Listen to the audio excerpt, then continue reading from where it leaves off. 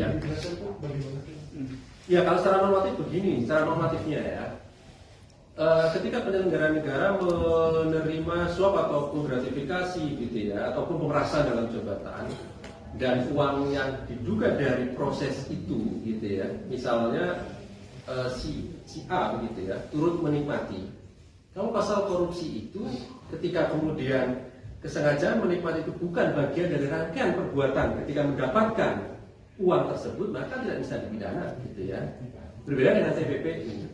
Kalau TPPU ini kan ada uang hasil dari kejahatan dan kemudian berubah menjadi nilai ekonomis, baik itu misalnya dibelikan rumah gitu ya. Rumah itu kemudian diserahkan kepada baik itu keluarga inti atau siapapun.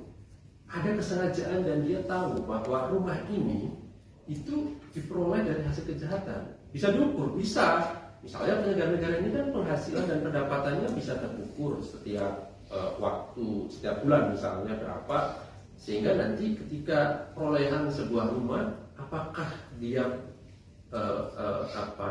pas dengan profilnya, gitu ya.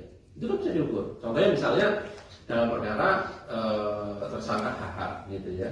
Itu kan jelas ya penghasilannya berapa dan seterusnya. Kemudian menyerahkan rumah dengan harga miliaran kepada seseorang misalnya yang sudah ditetapkan sebagai tersangka oleh KPK dan dia tahu begitu ya. Maka jatuhnya dia menikmati dari hasil kejahatan korupsi yang berubah menjadi aset, yang itu artinya TPPU, dan dia bisa dikenai dengan TPPU pasal 5. Bukan pelaku TPPU, tapi dia turut menikmati hasil dari kejahatan, kan gitu ya. Nanti keluarga hasil itu bisa jadi tersangka dulu. Ya sangat dimungkinkan seperti itu ketika kemudian terpenuhi unsur kesengajaan, ya turut menikmati dari hasil kejahatan yang itu nanti terbukti lebih dahulu kejahatan korupsinya kan gitu. Nah gitu ya.